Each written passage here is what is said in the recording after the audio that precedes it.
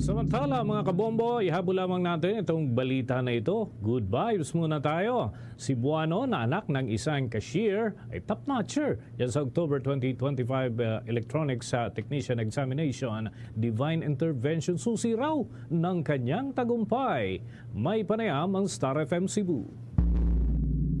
Abot langit ang tuwa, ngunit inaasahan na ng isang Cebuano na makapasa sa top notchers list sa inilabas na resulta ng October 2025 licensure examination for electronics technician.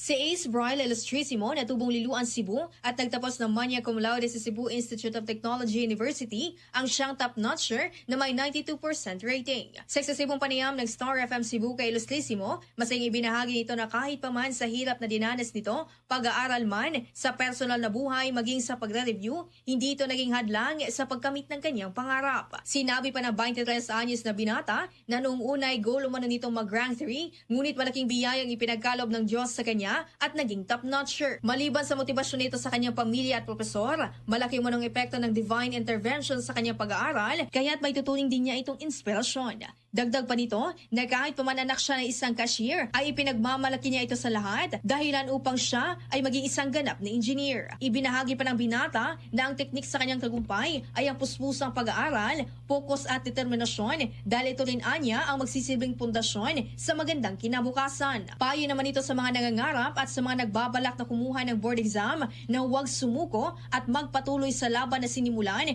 dahil ito rin anya ang magbibigay lakas sa bawat hamon sa hinaharap.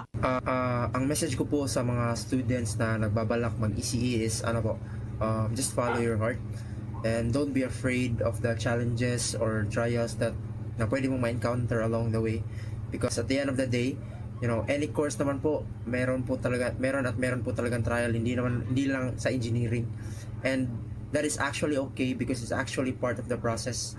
So if you encounter trials and all of that, you're actually allowing yourself to grow. Mula sa lalawigan ng Cebu, this is Star DJ Kylie Crystal, and this is Bombo Radio Philippines, the #1 and most trusted source of news and information. Basta Radio, Bombo!